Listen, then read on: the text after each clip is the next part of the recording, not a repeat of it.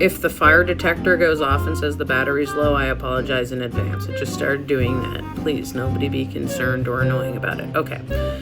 Number 1, does your child have difficulty in school?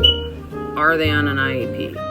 If they're not already on an IEP, then they need one. Before you sue anybody, they should be on an IEP.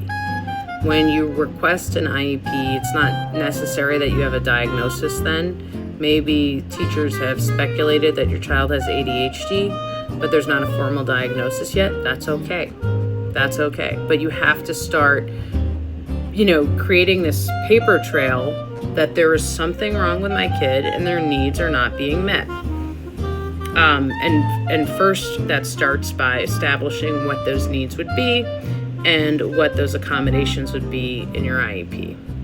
You're gonna request a evaluation, and usually what the DOE will offer is what do they call it? It's like they'll do an evaluation, but it's not a neuropsych. It's a lesser quality assessment that they will just do, and they'll have somebody assigned to perform it. If you want a neuropsychological evaluation, which is what you would need to sue the DOE, you're going to have to first you're going to ask the DOE to provide that. They're not going to provide it to you. I don't know that they ever do. So that's often a cost that parents can recoup through litigation, but they have to pay up front.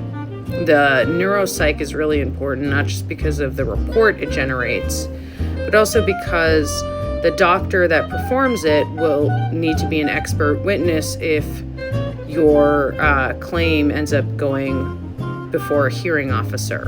I mean, it's sort of like going to trial, but it's an administrative procedure, so technically it's not called trial, but it goes before a hearing officer. So you're in your crummy public school, and you request your IEP, and your kid gets evaluated. Maybe they get a diagnosis if they don't have one already.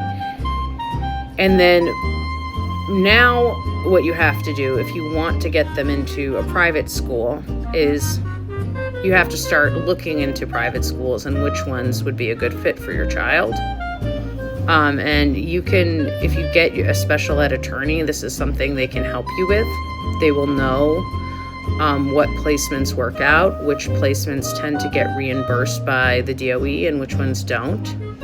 If you don't have the attorney yet, you can also do your own research and look at different private schools in the city. You're going to want to pick one most likely that has a history of having students whose tuition is funded by litigation. I mean, I sent my kid to one school that they had a little bit of this, but not so much. It was really a lot of very, very wealthy parents who just shelled out $143,000, which was insane to me. And I sued the DOE for that money. And then over the years, they saw that it was successful with me. So they started, referring other parents, because parents would come or they'd find out that the school could maybe meet their child's needs, but they didn't have a hope of possibly paying that kind of tuition. So the school started saying, hey, you might be able to sue the DOE for reimbursement. So anyway, you have to find the school.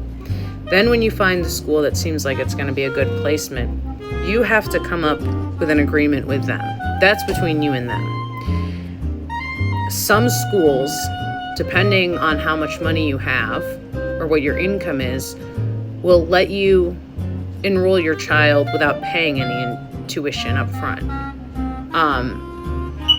If they allow that, that's great. I didn't have that because I had a decent income. So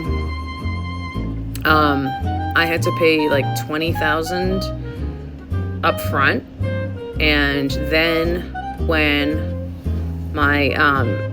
when we went to a hearing and the hearing officer ruled in our favor, I was reimbursed that $20,000. So what happens is, you found this school, you come up to some agreement with them about how much tuition you are or not going to pay up front, and you sign whatever you need to sign with them, promising that Any reimbursement will be provided directly to them, blah, blah, blah. Then you have to get you have to give the DOE notification that you're removing the child and that they're going to a private school. And you should hire a special ed attorney, really.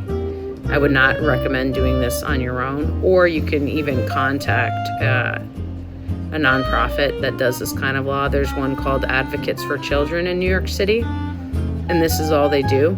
Unfortunately, I made too much money, so I didn't qualify for it. I hired an attorney out of pocket, and I paid her like a $6,000 retainer. I paid another $6,000 toward getting a neuropsych evaluation.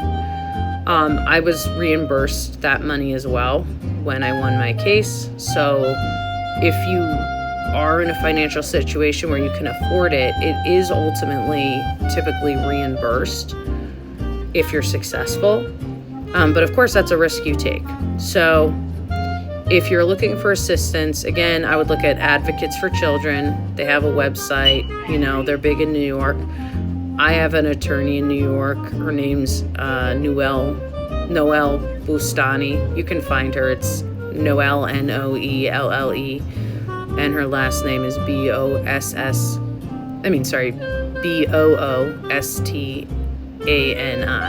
So, but yeah, that's how it works. And I'm happy to answer any other questions you have about it. And sorry if that was scrambled. And sorry about this stupid fire detector.